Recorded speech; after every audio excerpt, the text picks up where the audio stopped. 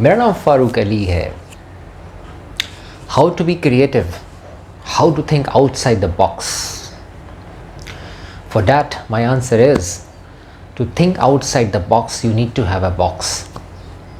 हम सब अपने कंफर्ट जोन में रहते हैं और हम में से कोई भी अपना कंफर्ट जोन छोड़ना नहीं चाहता, क्योंकि उसी में हमें मज़ा मिलता है, उसी में हम आरामदेह महसूस करते हैं, उसी में हम लेस चैलेंज्ड फील करते हैं। लेकिन अपने कुकोन में रहने की एक कॉस्ट है, और वो कॉस्ट ये है कि we are unable to give this world creative solutions. Back in 2010 IBM ने एक रिसर्च कंडक्ट की, और ये एक बहुत बड़ी स्टडी थी जिसमें उन्होंने वर्ल्ड के 1600 CEOs को इन्वॉल्व किया।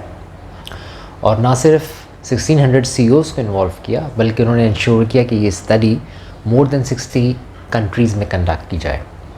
और उसमें उन्होंने जो मुख्तलिफ सवाल पूछे, उसमें सबसे अहम सवाल ये था कि क्या वो फ्यूचर के चैलेंजेस से निपटने के लिए तैयार हैं, जिसमें लेस देन हाफ ने ये आंसर किया कि यस। और उनसे जो दूसरा सवाल पूछा गया वो ये पूछा गया कि what they could do actually to prepare for future challenges, जिसमें मेजॉरिटी का जो आंसर था वो क्रिएटिविटी ही था।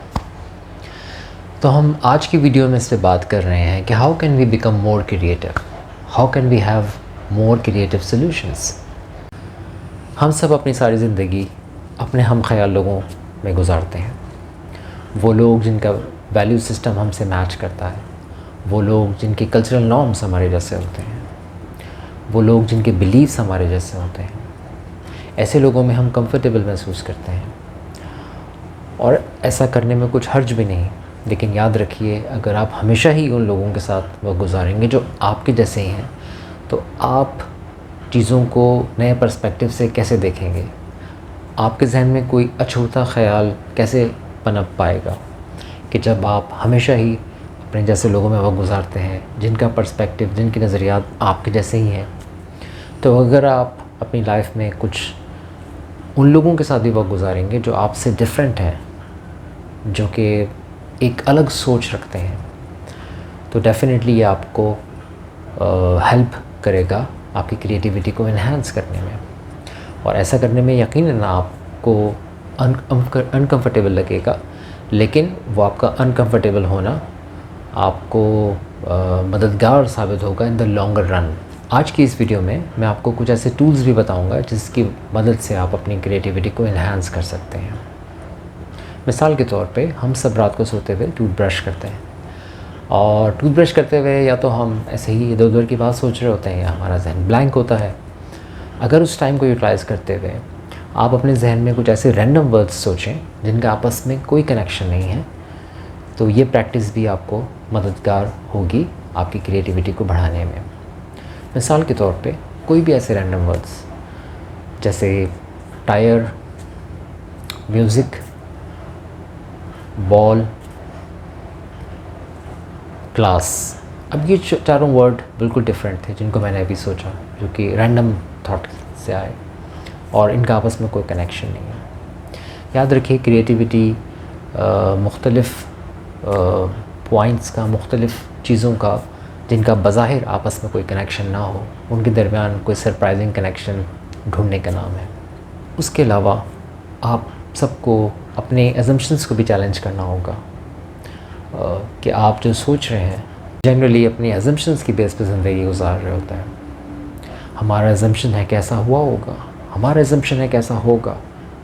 मैं एक वर्कशॉप रन करता हूँ नेगोशिएशन स्किल्स के नाम से, और जब मैंने ये वर्कशॉप कंडक्ट की है और उसमें जब एजम्पशंस का टॉपिक कवर किया है, तो मैंने पार्टिसिपेंट से एक सवाल किया है कि क्या दुनिया में ऐसी कोई ट्रेन ईजाद हुई है जो कि पैसेंजर्स को स्टेशन पे रुके बगैर ड्रॉप कर दे।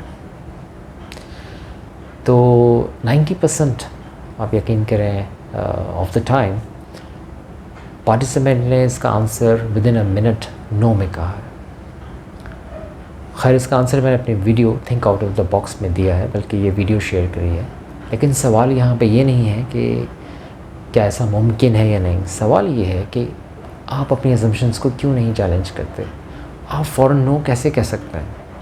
हमें अपने assumptions को चैलेंज करना सीखना होगा अगर हमें अपनी क्रिएटिविटी को इन्हांस करना है। इसके अलावा ये कि हमें अपने नॉलेज बेस को बढ़ाना होगा। ज़ाहिर है हमें जितनी ज़्यादा इन्फॉर्मेशन होगी हम इतने ज़्यादा क्रिएटिव सॉल्यूशंस सजेस्ट कर पाएंगे। उसके अलावा ये कि हमें ऐसे ब्रेनस्टॉर्मिंग सेशंस में इंगेज होने की ज़रूरत है कि जिसमें हम इनकरेज करें फ्री फ्लोइंग को और नॉन जजमेंट होके हम लोगों के आइडियाज़ सुने, अपने आइडियाज़ दें और बिल्कुल वाइल्ड आइडियाज़ जो कि जनरली हम किसी लिमिटिंग बिलीफ की वजह से उसको नहीं सोच रहे होते, हम उन आइडियाज़ को भी उसमें इनकरेज करें। हम रोल प्लेज़ भी ले सकते हैं, यानी कि हम अगले की पोजीशन में खुद उसके रोल में जाके उसका सोल्यूशन सोचें, ये भी हम कर सकते हैं। Last but not the least हमें इंस्पिरेशन सीख करने की ज़रूरत है। जितना ज़्यादा हम इंस्पायर्ड होंगे इतने ज़्यादा हम नए ख़यालात पे सोच सकते हैं। किसी को वो इंस्पिरेशन किसी आर्ट गैलरी में मिलेगी, किसी को लिटरेचर में मिलेगी, किसी को लिटरेचर फेस्टिवल में मिलेगी, ये डिपेंड करता है हर एक के ज़ौक़ से।